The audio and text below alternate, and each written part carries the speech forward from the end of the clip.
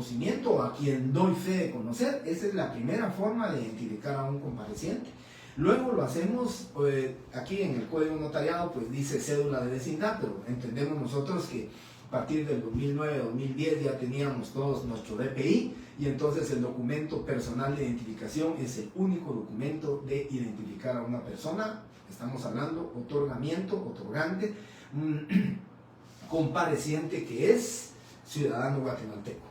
Entonces, en ese tema, el otro, o la otra forma de identificar, aquí llevamos dos formas de identificar, y la tercera forma, ¿verdad?, de identificar a la persona va a ser por medio de dos testigos que sean conocidos por el notario, así lo dice la ley. La circunstancia, la situación o la característica de este medio de identificación es la persona, ¿sí?, no es conocida por el notario, la persona no tiene su documento personal de identificación porque no lo llevaba, porque lo extravió, porque lo perdió, porque se le deterioró, bueno. Y entonces, la forma en que la ley establece o resuelve este tema de la identificación es que el notario se auxilie de dos testigos que sean conocidos por el notario. Los hará constar, dirá que son testigos civilmente capaces, idóneos y conocidos por el notario, y entonces ellos auxilian en el sentido de hacer constar que dicha persona pues dijo llamarse de esa forma, y así lo hace constar. Entonces, hagan ustedes su cuenta, son 7 datos individualizantes contando la forma de identificar a las personas, ¿sí?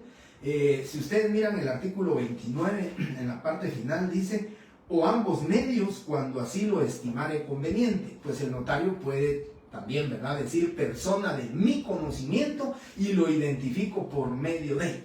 O puede decir lo identifico por medio del documento personal de identificación y por medio de dos testigos civilmente capaces, idóneos y conocidos del notario. Esa es, digamos, la forma. La ley establece cuál es el medio idóneo para poder identificar a una persona, vuelvo a repetir, que no es conocida por el notario y que además, ¿sí?, y que además no porta documento de identificación.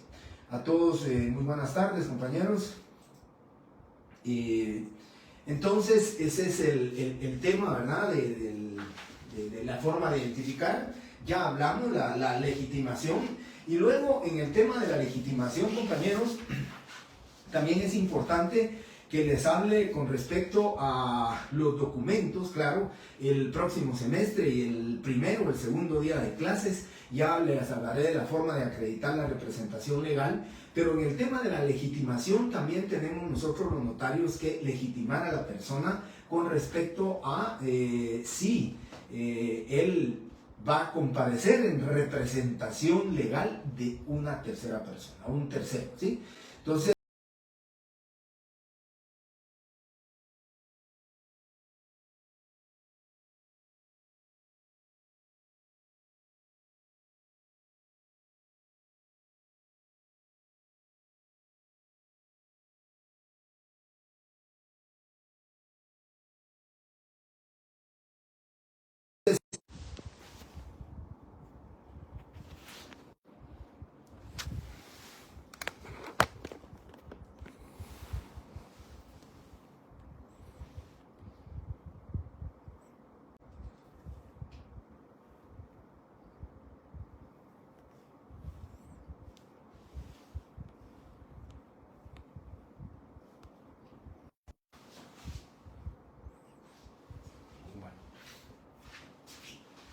bien.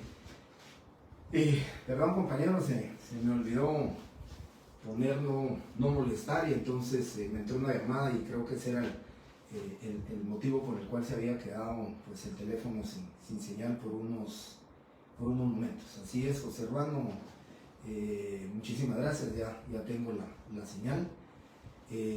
Así que les explico, se me olvidó poner no molestar en el teléfono, y entonces al entrar la llamada siempre pues escucho la vibración del teléfono, y eso pues lógicamente me quita la señal. Afortunadamente ya la tenemos otra vez.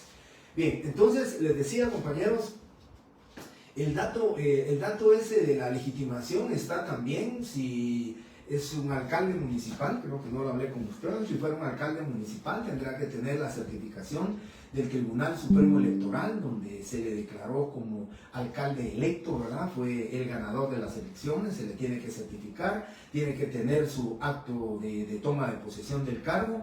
Si fuera el menor de edad, les decía, el documento personal de identificación del padre, la madre, quienes pueden actuar conjuntas, separadas, indistintamente.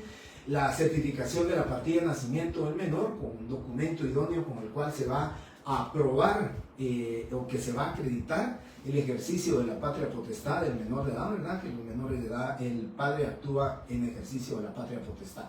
De igual manera tendría que ser un mandatario, ¿verdad? El mandatario deberá acreditar con su testimonio de la escritura pública de mandato inscrito en el registro de poderes, deberá de acreditar que es mandatario, ya sea general, judicial, especial, de determinada persona, del mandante, ¿verdad? Para que él pueda acreditar.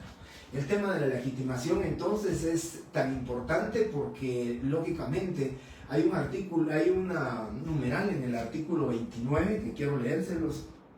Dice: razón de haber tenido a la vista los documentos fehacientes que acreditan la representación legal de los comparecientes en nombre de otro, describiéndolos e indicando el lugar, fecha, funcionario o notario que los autoriza.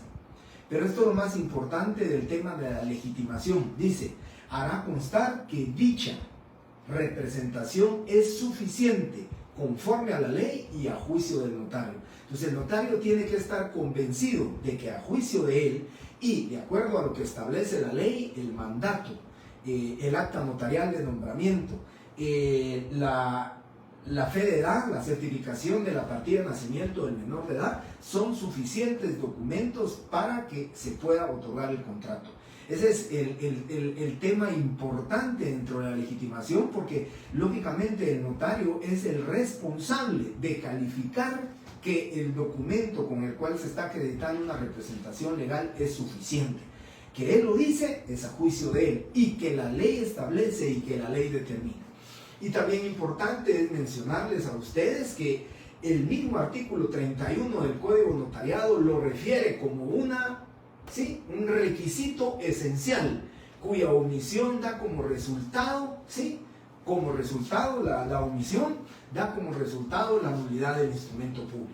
Y el artículo 31 dice, numeral 3, razón de haber tenido a la vista los documentos que acreditan la representación legal suficiente quien comparezca en nombre de otro. Ese es un requisito esencial. El notario no lo puede obviar. El notario está obligado dentro de lo que es la parte de la legitimación, ¿verdad? Esta parte legitimadora, el notario actúa, tiene su actividad legitimadora, va a cumplir con su actividad legitimadora el notario, y entonces esa es la parte, digamos, esencial de lo que son de las actividades que va a desempeñar el notario.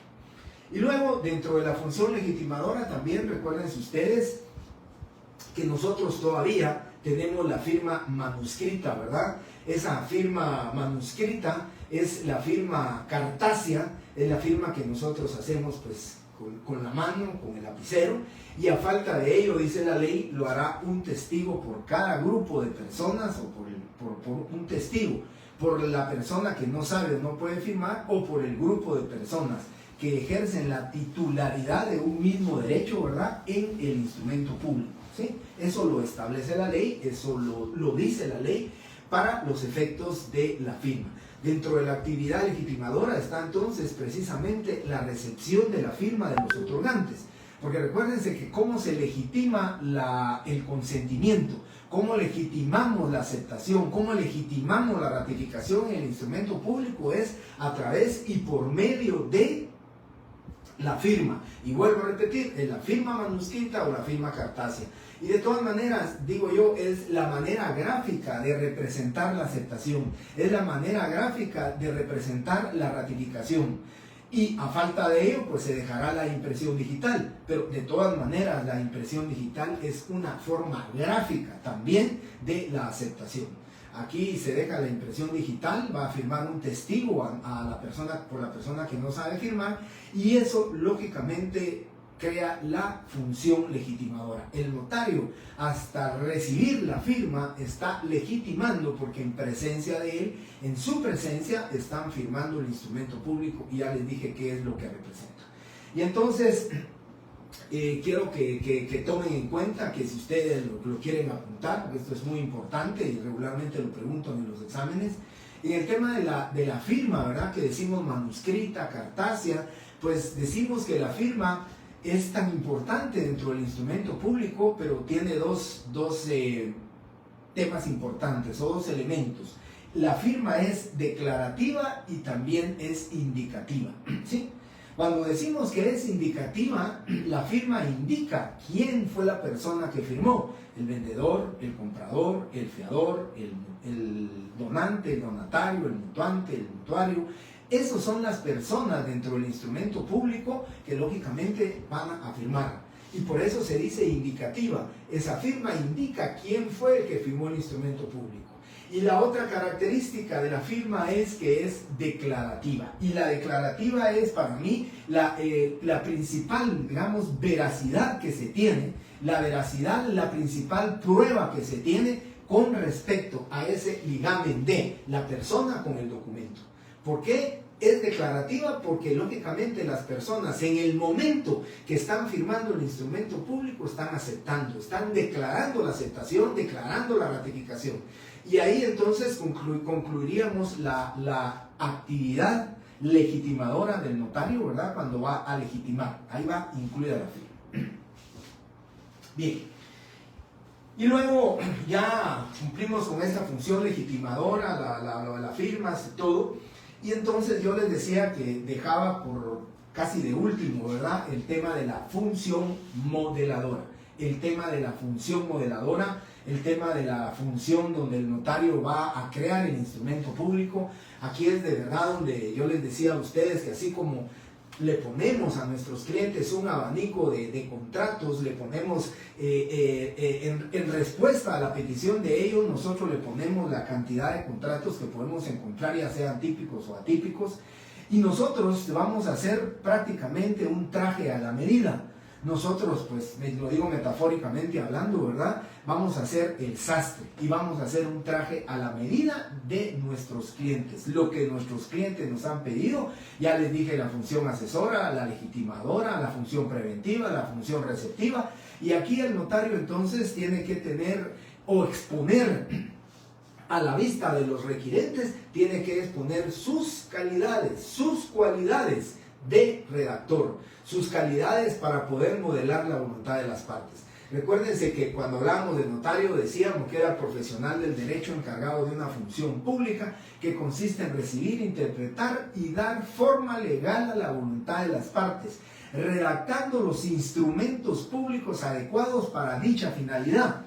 Es decir, que al terminar o al finalizar el instrumento público, ese instrumento público tiene que dar como resultado el fiel reflejo de la voluntad de las partes. Las personas tienen que estar de acuerdo, tienen que estar acomodadas lógicamente al tema legal, acomodadas lógicamente al tema formal, los formalismos que se refieren y que deben contenerse dentro de ese negocio jurídico que se está plasmando, esa declaración de voluntad que se está redactando en el instrumento público.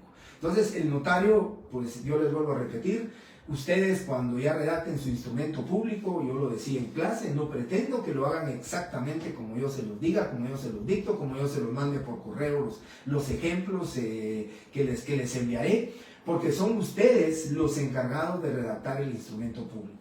Yo siempre lo digo en clase, ¿verdad? No solamente les dije, pues metafóricamente hablando, un sastre porque hará la medida del traje, sino que también un arquitecto porque es quien redacta el instrumento público, un artesano porque es quien elabora el instrumento público y quien va a crear ese instrumento público. Esa es la importancia entonces del tema de esta función modeladora. Debemos de modelar el instrumento público. Pero hay algo mucho más importante que les quiero comentar sobre este tema de la función modeladora, ¿verdad? O de redacción. Cuando vamos a redactar, ustedes deben de redactar. Pero miren, dentro del artículo 29 vamos a encontrar el numeral más pequeño, el numeral que es significativamente el más grande de los 12 numerales que tenemos en el artículo 29. Significativamente, así lo vamos a ver, así lo vamos a encontrar. Y miren lo que dice el artículo 7, si tienen su código notariado, dice: la relación fiel concisa y clara del acto o contrato. Si ustedes miran, es la parte o es el numeral más pequeño que encontramos nosotros dentro del artículo 29. Pero para mí es el más grande, para mí es el más importante, porque aquí, con base en este numeral 7 del artículo 29, el notario tiene que cumplir con esta función denominada modeladora. Porque dice la relación fiel, concisa y clara. Fiel significa la fidelidad con la que el notario debe de trasladar la voluntad de las partes al contenido de la escritura pública. Porque eso se dice, debe de ser fiel. ¿Por qué? Porque lo que él recibe de información, lo que él está seguro, lo que él investigó, ya está de acuerdo cuando va a redactar el instrumento público, tendrá que demostrar todos esos argumentos de redacción que él tiene, tendrá que demostrar cómo va a redactar el instrumento público, la forma de redactarlo, pero la ley luego dice de manera concisa. ¿Y eso qué quiere decir? Que debe de ser resumido, conciso, y además dice y clara, o la claridad. Yo siempre entiendo, compañeros, no por escribir mucho se va a comprender mejor. Recuérdense que entre menos se escriba en el instrumento público, entre menos y mayor claridad exista, pues vamos a poder nosotros determinar y vamos a poder llegar a la conclusión de decir nosotros que estamos redactando el instrumento público lo más humanamente perfecto. Porque nosotros somos los creadores, nosotros somos los que redactamos, nosotros somos los que vamos a crear, los que vamos a modelar la voluntad de las partes. Pero para hacer ese modelaje, lógicamente necesitamos de tener el conocimiento de los elementos de cada uno de los contratos. Pues si fueran típicos, ya los encontraremos en el Código Civil, los encontraremos en el Código de Comercio, los contratos mercantiles. Y si fueran contratos atípicos, que el notario no los va a nominar, que el notario no le va a poner un título, porque tampoco estamos obligados a ponerle un título al contrato, simplemente de la lectura del contenido de la escritura pública se tiene que desprender cuál es el contrato que se está haciendo, aunque no se diga qué tipo de contrato es el que nosotros vamos a hacer. De la lectura del mismo podemos saber si es una compraventa, si es un mutuo con garantía hipotecaria, si es una donación. Pues precisamente el notario tiene que tener esa capacidad, ¿sí? Capacidad de poder redactar el instrumento público cabalmente como lo dicen las partes. Las partes, vuelvo a repetir, en términos muy sencillos nos lo dirán, y nosotros cuando ya ponemos nuestra hoja de papel sellado especial para protocolos, para redactarla con máquina o redactarla con la impresora, cuando ya podemos mandar nosotros a imprimir, es porque tenemos la certeza y la seguridad que lo que va a contener la escritura pública que estamos redactando nosotros es el fiel reflejo de la voluntad de las partes. Por eso, vuelvo a repetir, un tema importante es la función modeladora. ¿Cómo modelamos nosotros la voluntad de las partes? Eso es importante, pero no solamente modelarla desde el aspecto formal, sino que también desde el aspecto de fondo, el negocio jurídico, el objeto, la representación legal, la capacidad legal de las partes y ante todo, como lo dice el 1251, ¿verdad? Que la aceptación, ¿sí? No adolezca de vicios. ¿Sí? Eso es la importancia que se tiene con el tema de la función modeladora. Bien. Y luego, compañeros, pues ya terminamos entonces la función legitimadora. Creo que aquí tengo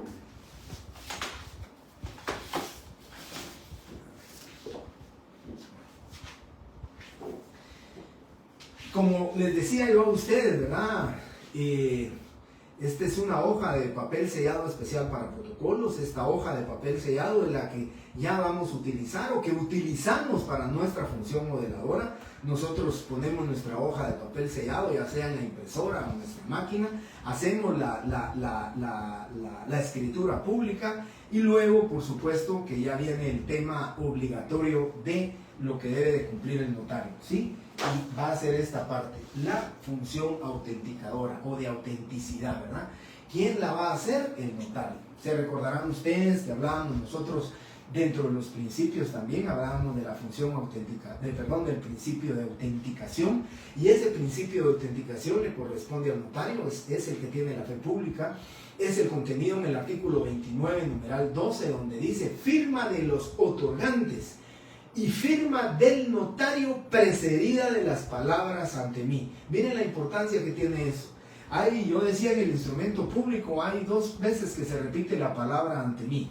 Al inicio del instrumento público, cuando el notario dice comparece ante mí, ¿sí? Ese ante mí, el significado es el valor que se tiene con respecto a que están compareciendo en presencia del notario ante él, van a comparecer, van a otorgar el instrumento público, van a aceptar el instrumento público y de manera gráfica, ¿verdad? Lo ratifican y aceptan firmando el instrumento público, dejando la impresión digital.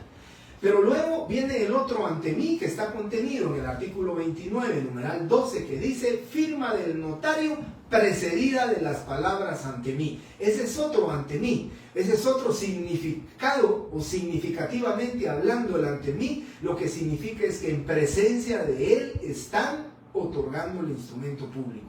Él dice ante mí, firmaron, ¿sí? Esa firma que yo les decía a ustedes, que es declarativa, que es indicativa, cartacia, manuscrita o la impresión digital, el notario le tendrá que poner el ante mí, porque eso significa que el notario al poner el ante mí está dando fe pública, que en su presencia, ¿sí?, los otorgantes están aceptando el instrumento público.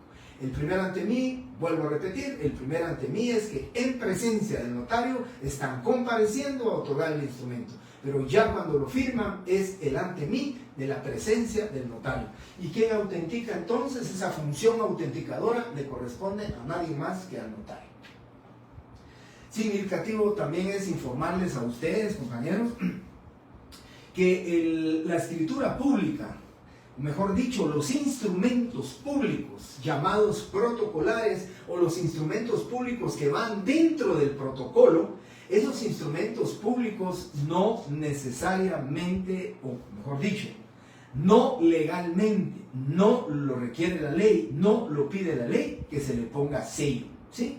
Si ustedes ven el artículo 29, que es el fundamento legal de la escritura pública, al final solamente dice, y la del notario precedida de las palabras ante mí. Si el otorgante no supiere o no pudiere firmar, pondrá la impresión digital. Bueno, eso lo dice la ley. Lo que no dice, si leen ustedes esta parte del artículo 29, porque es el fundamento de la escritura pública, si lo leen ustedes se darán cuenta que no lleva sello del notario. ¿Por qué? Porque va dentro del protocolo. Y así podemos ver también nosotros el artículo 59, que es el fundamento legal del acta de razón de protocolización de firma. Dice, de cada acta de legalización el notario tomará razón en su propio protocolo, dentro de un término que no excederá de 8 días, haciendo constar lugar, fecha y hora, descripción breve y sustancial. Estas razones se asentarán siguiendo el orden y numeración del protocolo y serán firmadas únicamente por el notario. Firmadas, no dice selladas. Artículo 29, numeral 12, no dice sello. Artículo 59, parte final, no dice sello. Y para terminar también con ese requisito que les explico, dice artículo 64, acta de protocolización, fundamento legal del acta de protocolización, dice numeral 5, la firma de los solicitantes en su caso y la del notario, dice firma, ¿verdad? No exige sello.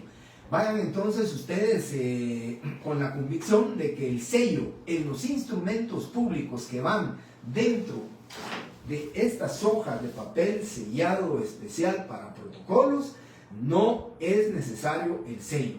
Yo les comento, no utilizo sello en mis escrituras públicas. Sé que algunos notarios ponen su sello, ponen el ante mí, su firma y sello, pero es facultativo, ¿verdad? Ustedes si quieren lo hacen y si quieren ponen el sello y si quieren no lo ponen. Eso es lo que establece el Código de Notario.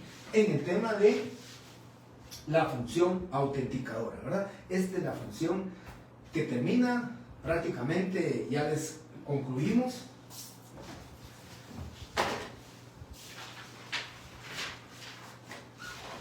Bien, si no tuvieran algún comentario, alguna pregunta, quedé muy contento, bueno, tanto en la sección C como en la sección D, quedé contento que estuvieron preguntando mucho el día viernes sobre los temas pues, que creo que son importantes que debemos de tratar, Pero también me gustaría saber si no tienen algún comentario, si tuvieran ustedes alguna observación, alguna duda con respecto a este tema que acabamos de finalizar. Estamos terminando las actividades que desempeña el notario con respecto al tema de la función notarial, o sea, el qué hacer del notario.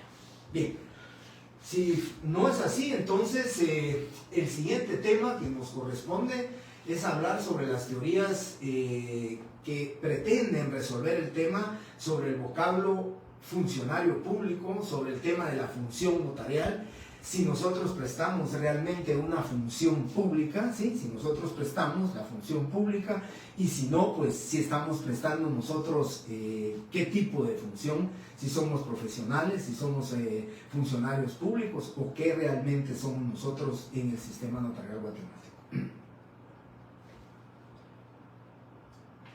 Bien, el compañero Yossi, ¿verdad? Yossi, o la compañera, no sé, Yossi Lu, dice explicarme de nuevo las dos características de la firma. Bien, es declarativa e indicativa. Indicativa porque la firma indica quién es el que está firmando el instrumento, ¿verdad? Esa es la forma indicativa.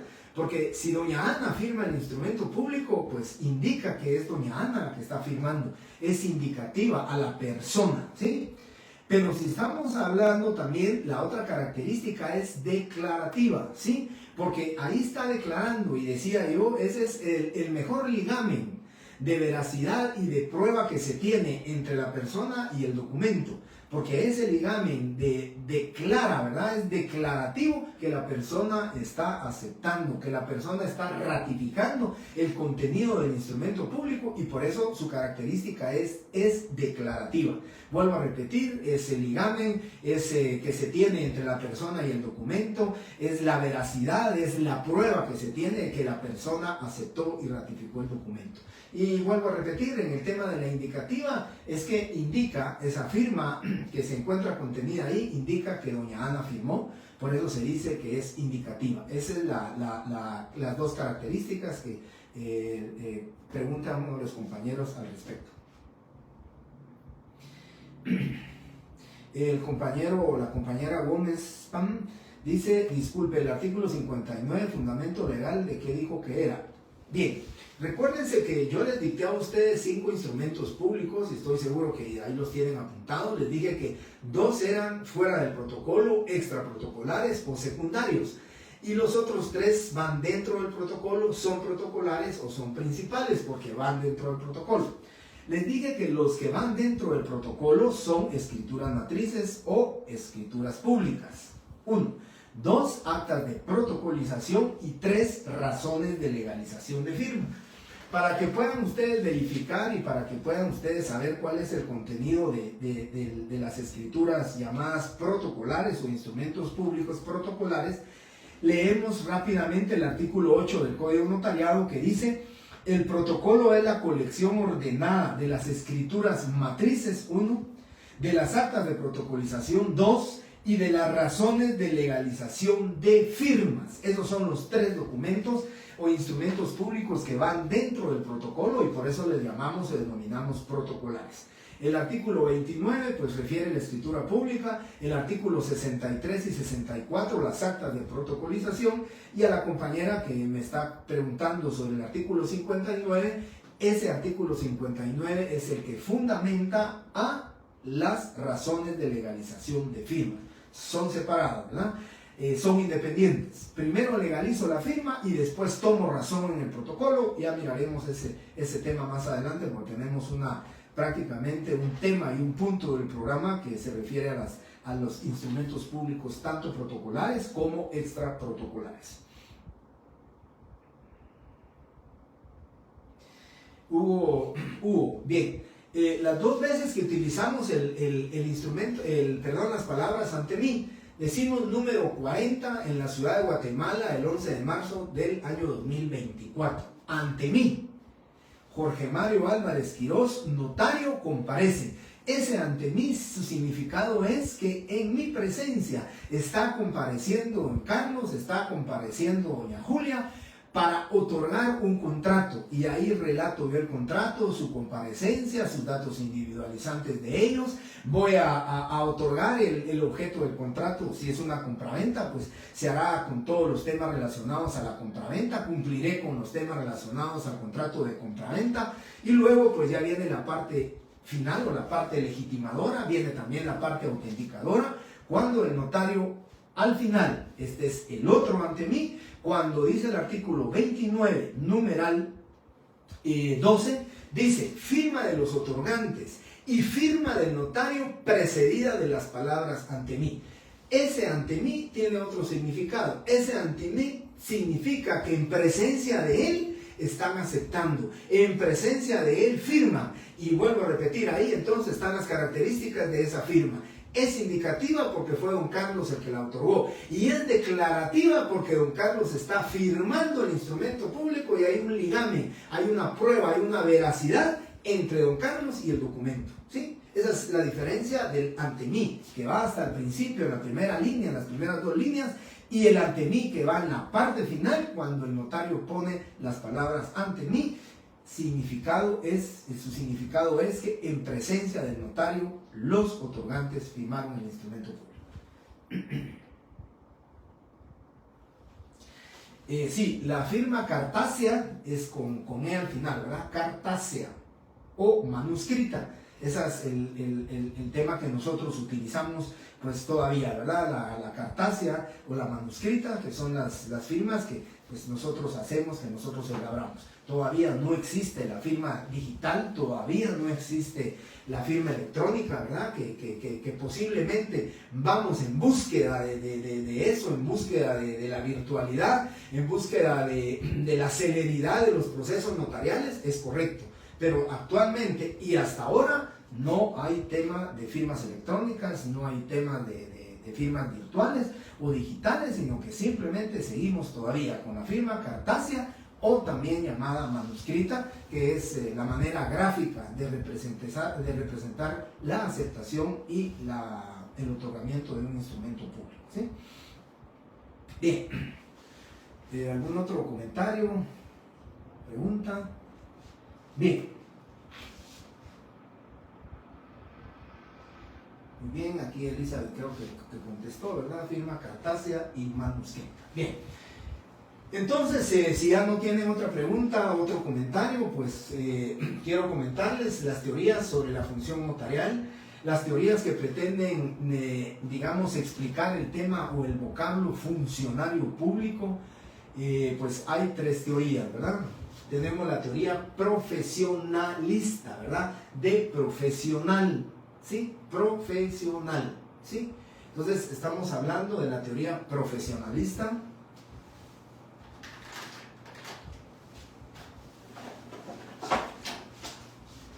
Esta es la teoría profesionalista. Luego tenemos la teoría funcionalista y tenemos la teoría ecléctica. Por favor, compañeros, en este tema siempre se los digo, ustedes que van a clases, pues el viernes tuvimos una agradable clase, pues a mí me pareció agradable la clase, y les decía que ustedes que están en clase y también en clase virtual, pues a ustedes se los puedo decir, les dejaré 8 o 15 días los videos para que ustedes puedan verlos, pero en el tema les estoy diciendo, está la teoría profesionalista, que es del profesional del derecho. Luego tenemos la teoría funcionalista, pero por favor aquí, y se los pongo así en amarillo, es teoría funcionalista, es con R, es de funcionario público, por eso le denominamos funcionalista. Y luego tenemos la teoría ecléctica, y también aquí, por favor, siempre lo digo y a veces también se confunde. Aquí es la teoría ecléctica. Yo les decía a los compañeros, y ahora que ya ustedes tienen examen presenciales, yo les decía, escuchan mal, o el tema cuando se les está, o les soplan la teoría, pues hay que ponerla, no hay que subrayarla, pues escuchan mal y escuchan con letra P, ecléctica, es ecléctica con letra C. Si me ponen ecléctica, eso es zona de eclipses, que no tiene absolutamente nada que ver con el derecho notarial. Por consiguiente, la respuesta estaría mala. Después, y luego que explique la teoría ecléctica, yo les puedo preguntar en el examen y les voy a decir, es la teoría que pretende tal y tal y tal cosa, en la opción correcta encontrará la teoría que establece tal. Entonces, puede ser que yo les ponga, pues si ustedes quieren, incorrectamente la palabra ecléctica, y si no está la palabra ecléctica, pues tendría que ser la respuesta en ninguna de las opciones es correcta, ¿sí? Porque ecléctica con P no existe. La teoría ecléctica sí existe, ¿verdad? Por eso se los estoy advirtiendo, se los estoy poniendo aquí. Algunos me ponen funcionalista, de funcionario no, ¿verdad? Porque no es de funcionalidad, es de funcionario público.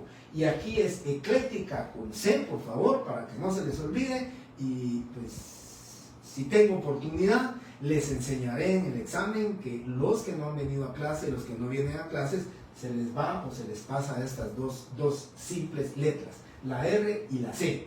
La R que me la cambian por L y la C que me la cambian por P, y que entonces daría como resultado una respuesta incorrecta. ¿Bien? Entonces voy a explicar la teoría profesionalista, ¿verdad? La teoría profesionalista, o sea, la teoría profesional, lo que pretende, les digo, ¿verdad? ¿Qué es lo que pretende esta teoría profesionalista? O las teorías que pretenden resolver el tema del vocablo funcionario público, resolver el tema de si somos funcionarios públicos o no somos funcionarios públicos. Porque el tema es, ¿cumplimos nosotros una función notarial? ¿Cumplimos nosotros una función pública como tal? Esa es la pregunta, y es la respuesta de cada una de las teorías, ¿verdad? La teoría profesionalista defiende a capa y espada. Esta teoría defiende que nosotros los notarios no somos funcionarios públicos, sino que nosotros somos profesionales del derecho. El mismo artículo segundo, el mismo artículo 2 del Código Notariado dice tener el título facultativo o su incorporación de conformidad con la ley. Y eso de la incorporación significa que somos egresados de una universidad, que somos profesionales, que la función notarial que prestamos, más que una función notarial, más que una función pública, es una función profesional, eminentemente profesional. Nosotros somos profesionales del derecho, nosotros conocemos la ley, nosotros conocemos tanto el derecho, en el tema del derecho civil, derecho mercantil, los temas de derecho sustantivo civil, de derecho sustantivo mercantil, y también pues los aspectos que regula lo que es el derecho adjetivo, tanto civil como mercantil. Recuérdense que hay contratos civiles, hay contratos mercantiles, y entonces nosotros los notarios estamos obligados como profesionales del derecho a conocer esas normas, ¿sí? Cuando hablábamos del derecho objetivo, cuando hablábamos del derecho subjetivo, pues cuando hablamos de la norma objetiva sabemos que es la contenida, la que está en el ordenamiento legal guatemalteco, y que su aplicación se encuentra, ¿verdad?, ahí detenida cuando ocurra un hecho, cuando hay una declaración de voluntad, y entonces ahí el derecho subjetivo se va a ver creado. Por eso, entonces, nosotros, los notarios, la teoría profesionalista, lo que defiende es el tema, no somos funcionarios públicos. Y ese tema de los funcionarios públicos, pues yo les explico, ni las leyes de Piamonte, Juan el Sabio me parece que era otro, uno de los notarios muy destacados, las leyes de las Indias, todas esas leyes no refieren que el notario sea un funcionario público. Se nos defiende nuestro tema de que nosotros somos profesionales del derecho, que nosotros cumplimos realmente el ejercicio de una profesión, que somos profesionales, vuelvo a repetir, egresados universitarios, y que no somos funcionarios públicos, ¿sí? Ahí se descarta la posibilidad de que nosotros prestemos una función pública. Y luego tenemos la teoría funcionalista, vuelvo a repetir, con R, es de funcionario público. Aquí viene el tema. Dice esta teoría que nosotros sí prestamos una función pública. Esta defiende el tema de que somos funcionarios públicos porque prestamos una función pública, porque el Estado nos ha delegado a nosotros la fe pública, y en el ejercicio de esa fe pública, si nosotros tenemos la vestimenta de ser notarios, si nosotros tenemos esa investidura de una fe pública, pues es el Estado el que nos ha, otorgado esa fe pública, y por consiguiente, si la delegación viene por parte del Estado, que nosotros somos funcionarios públicos.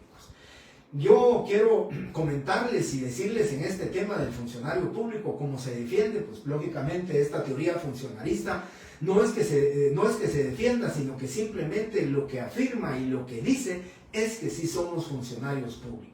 Pero realmente el tema, para poder ir concluyendo sobre este tema abocado al funcionario público, yo solo quiero comentarles que en la doctrina se dice que el Estado, si es que delega la fe pública, no es realmente que esté delegando el ejercicio de una función pública. Lo que está realmente es regulando, lo que está es fiscalizando, sí, la función pública que presta un notario. Por consiguiente, no debería de aceptarse que nosotros los notarios somos funcionarios públicos, ¿sí? Pero la teoría, vuelvo a repetir, la teoría profesionalista nos defiende diciendo que somos profesionales del derecho. La teoría funcionalista pues dice claramente que sí somos funcionarios públicos porque tenemos que aceptar que el Estado nos ha dado la fe pública, que el Estado nos delega la fe pública y que nosotros, lógicamente, bajo el mantener el imperio de la ley, ¿verdad? Esa relación entre los ciudadanos, pues lógicamente nosotros somos unos funcionarios públicos. Esa es la teoría funcionalista. Bien, y por último, compañeros, ustedes lo saben, ¿verdad? Eso quiero comentárselo, ustedes lo saben. Cuando dos teorías se encuentran divergentes, cuando dos teorías pues se encuentran totalmente distantes o son contradictorias, pues siempre aparece, y ustedes lo saben, no solamente en el derecho notarial, y ustedes lo saben, cuando esas dos teorías aparecen divergentes, entonces viene una teoría ecléctica que lo que busca, que lo que pretende es pues equilibrar el contenido de cada una de las teorías que están divergentes. Entonces lo que hace la teoría ecléctica en este caso es tomar una parte de la teoría profesionalista y tomar una parte de la teoría funcionalista, y entonces dice con mucha claridad, la teoría ecléctica dice, ¿verdad?, que en el tema de funcionario público, nosotros los notarios en ejercicio, ¿verdad?, del notariado de tipo latino, nosotros los notarios somos funcionarios públicos sui generis, que significa únicos en su caso. Por eso decimos, el notario es un funcionario público sui generis. Esa es la teoría ecléctica, ¿verdad? Dice, sí, somos funcionarios públicos, pero sui generis. Y sui generis es único en su caso. ¿Por qué razón? Porque nosotros no estamos dentro del engranaje del Estado, no estamos en una planilla ni 011, ni 022, ni 029, no tenemos, pues prácticamente si es 029 o 022 facturamos, por consiguiente no somos funcionarios públicos, ¿sí? No hay una delegación del ser funcionario público. Y además eso, pues no tenemos un salario del Estado, no somos funcionarios o notarios administrativos, no somos eso. El gobierno no nos paga a nosotros, el Estado no nos paga a nosotros. El ejercicio de la función notarial, la prestación de la función notarial no es obligatoria. En algunos otros países posiblemente sí, pero nosotros los guatemaltecos no estamos obligados. Si queremos, ejercemos la profesión. Si queremos, aperturamos el protocolo, tenemos nuestro registro notarial y hacemos escrituras públicas en el protocolo, si lo queremos. Pero si no, no estamos obligados por consiguiente. Si queremos, pues, si ustedes quieren verlo así, pues, y usamos corbata, no usamos corbata, nuestro horario, no tenemos un horario, no tenemos un salario, no tenemos ninguna obligación con respecto a los horarios para el Estado, y por eso se dice que la teoría ecléctica lo que trata es de tomar una parte de la teoría profesionalista y una parte de la teoría funcionalista. Somos funcionarios públicos sui generis, únicos en su caso, no nos paga el Estado, no estamos dentro del engranaje estatal, pero por supuesto y por consiguiente es importante mencionarles que al Estado sí le interesa sobremanera y le interesa mucho al Estado, ¿verdad?, mantener el imperio de la ley. ¿A través de qué? Del ejercicio de la función notarial de los notarios a quien se les ha delegado la fe pública para que presten precisamente lo que es la seguridad y la certeza jurídica. La seguridad jurídica que nos corresponde a nosotros los notarios, porque somos los notarios nosotros los llamados a elaborar los instrumentos públicos que establece la ley y que la ley nos permite para que prácticamente pues podamos decir nosotros que somos unos funcionarios sui generis, únicos en su caso. ¿Sí?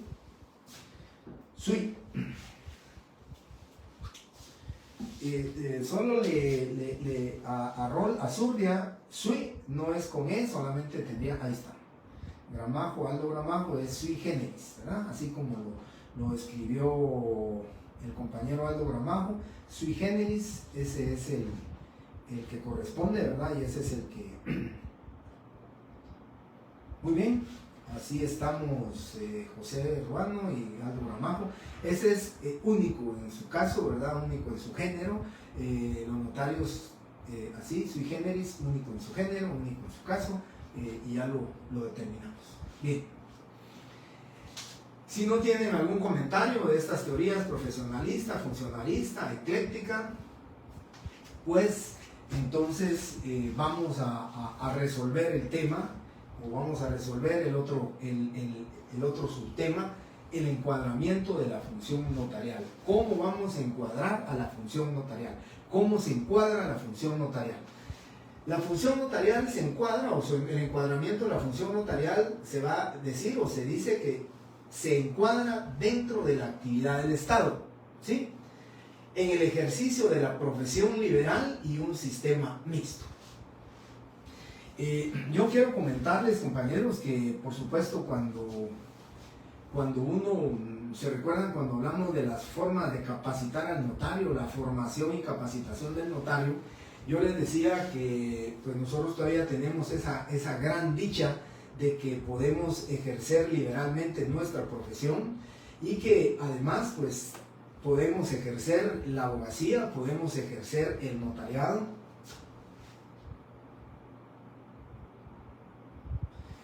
No, en términos generales, cuando yo les dije la funcionalista, no necesariamente, ¿verdad?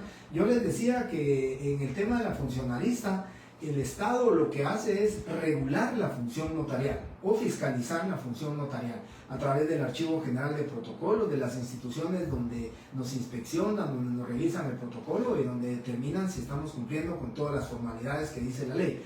Por eso en el tema de la funcionalista se dice que nosotros somos unos funcionarios públicos, ¿verdad? Que sí somos funcionarios públicos porque el Estado nos ha delegado la función pública. Ese es en el tema de la funcionalista.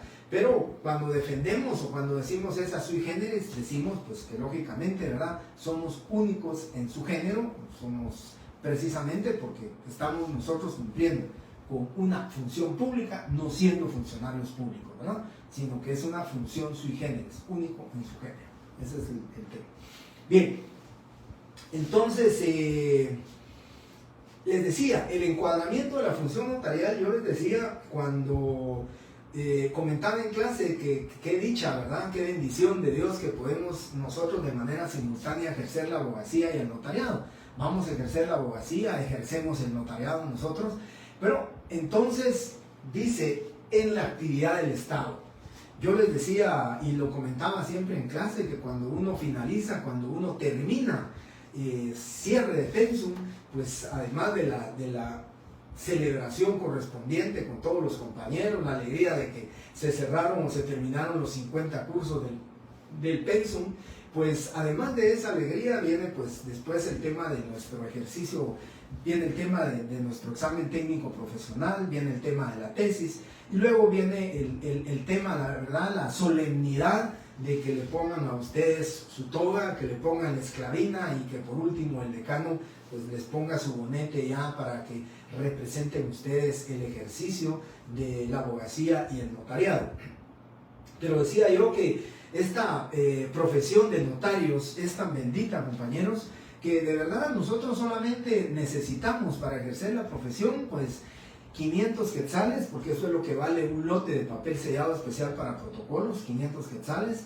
Necesitamos una máquina de escribir o una impresora con su computadora, firma y sello registrado en la Corte Suprema de Justicia y nosotros ya podemos ejercer el notariado. Esos es, digamos, los instrumentos que nosotros necesitamos para activar nuestra función notarial, para activar nuestra actividad notarial. Eso es lo que necesitamos. A diferencia de otras profesiones, médicos, su estetoscopio, todo el instrumental que necesitan, ¿verdad? El instrumental para la toma de presión, el instrumental para todo lo que necesita uno, digamos, un odontólogo, ¿verdad? Una silla de dentista, una silla de odontólogo, todo el equipamiento que se necesita. Nosotros de verdad somos bendecidos. Y decía yo siempre en clase, y lo digo, ¿verdad? ¿Qué espera uno realmente cuando uno se gradúa? ¿Qué es lo que uno espera? Pues tener un sistema mixto, ¿verdad? Estar dentro de la actividad del Estado y ejercer la profesión liberalmente. Pero cuando hablo de la profesión del Estado, recuérdense algo muy importante. El notario solamente puede prestar asesoría. ¿Se recuerdan ustedes que solamente hay 3 funcionarios públicos que sus cargos están precisamente instituidos para el ejercicio de una función notarial? Los agentes o los agentes diplomáticos o los cónsules de carrera que estén acreditados en el exterior, el director del Archivo General de Protocolos y el escribano de Cámara y Gobierno.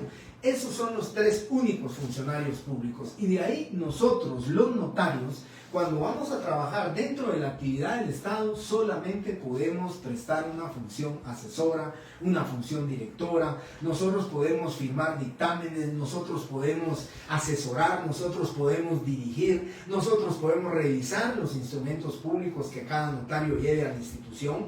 Por ejemplo, a la Crédito Hipotecario Nacional, que es una institución del Estado. Aquí cuando se hacen escrituras públicas, el departamento legal o el departamento de asesoría legal, departamento jurídico, ahí es donde revisan las escrituras y tienen una cierta cantidad de notarios que quienes son los que prestan su asesoría, su revisión, su determinación con respecto al otorgamiento de los instrumentos públicos, pero no pueden prestar actividad, una función notarial privada, o sea, privada en sí. Entonces va a tener un sueldo, va a tener un salario, pero dentro de la actividad del Estado, ¿sí? El salario, el sueldo es determinado, ¿por qué? Porque así lo dice la ley y lo determina, ¿por qué? Porque está prestando un servicio en la actividad del Estado. Y entonces les decía yo en clase, cuando uno se gradúa, qué mejor tener uno el ejercicio mixto, ¿verdad? El ejercicio. ¿Por qué? Porque luego viene el ejercicio de la profesión de manera liberal. Pues yo les digo, cuando uno está recién graduado, pues quisiera acomodarse dentro de una actividad del Estado para luego, en un medio tiempo, porque la ley establece que si no es a tiempo completo, pues se puede trabajar dentro del Estado y no se tiene ninguna causa de inhabilitación para ejercer el notariado, no tiene ninguna causa de incompatibilidad para ejercer el notariado si no estuviera a tiempo completo. Entonces, ¿qué nos gustaría a nosotros? El sistema mixto, ¿verdad? Que el sistema mixto establece y determina y dice ese sistema mixto que es tomar dentro de la actividad del Estado un medio tiempo y el ejercicio liberal de la profesión, que puede ser por 2, 3, 4, 5, 6 horas. Ahí sí, nosotros ejercemos liberalmente nuestra profesión, no tenemos horario, ¿verdad? Podemos trabajar 2 horas, podemos trabajar 4 horas, podemos trabajar como el ejercicio de la función notarial, pues todos los días y horas son hábiles, pues nosotros podríamos trabajar sábado y domingo todavía, irnos a pues tener una oficina fuera de la capital, ir a ejercer el notariado, y entonces ese sería el ejercicio liberal de la profesión. Tenemos nuestra oficina, tenemos nuestro bufete, tenemos nuestra notaría, y ahí es donde vamos a prestar nosotros nuestra función notarial, ¿verdad? En un sistema de ejercicio de la profesión liberal. Y por último, pues ya lo había referido también, el sistema mixto, ¿verdad? Es tomar dentro de la actividad del Estado y parte del ejercicio de la profesión liberal.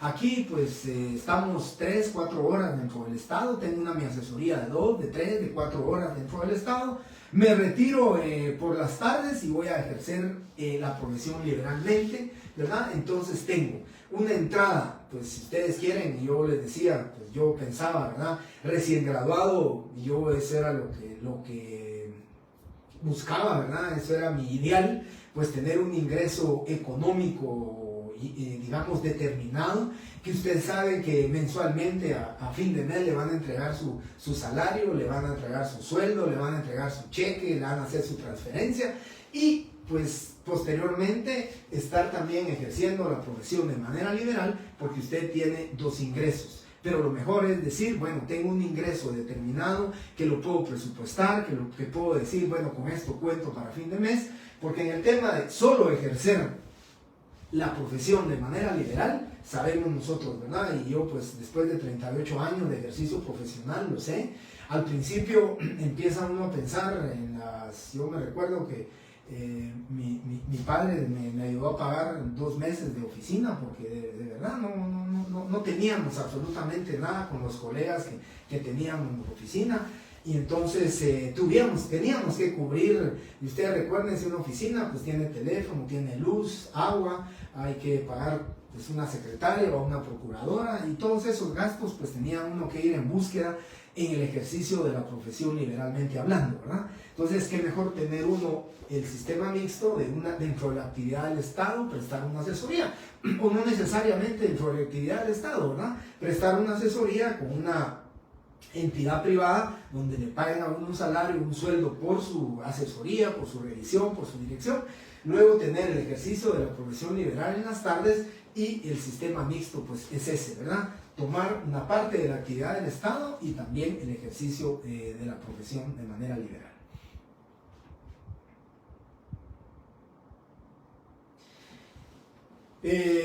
Compañero Azurdia, en el ejercicio de la profesión liberal es muy parecida, no, es que el sistema mixto es tomar ejercicio de la profesión de manera liberal y la actividad del Estado, era lo que yo les decía, mixto, es tomar de ambos, ¿verdad? Estar prestando una asesoría a una institución del Estado, el Estado le está pagando a usted mensualmente, pero por las tardes usted, como no tiene ningún impedimento ni incompatibilidad, usted por las tardes va a ejercer la profesión liberalmente hablando, ¿verdad? Entonces por eso se le llama sistema mixto. Tomamos la parte de la actividad del Estado y el ejercicio de la profesión liberal. Por eso se le llama sistema mixto. Bien. Vamos a terminar aquí, compañeros, y continuamos el día viernes. El día viernes ya continuaríamos nosotros con el tema de la fe pública, ¿verdad? Que ya vamos a hablar en estos temas. Todavía me quedó platicarles de la seguridad, valor y permanencia, que son las finalidades aquí. Eso lo vamos a ver el día viernes. Ya les dije que vamos a tener, pues primeramente Dios, por lo menos 1 hora 15 minutos. Muchísimas gracias, compañeros, les agradezco su atención, les agradezco realmente participar en la clase. Llegué creo que a 150 alumnos, que creo que con ese promedio yo me siento satisfecho y muy contento de participar y poder compartir con ustedes esta cátedra. Buenas noches.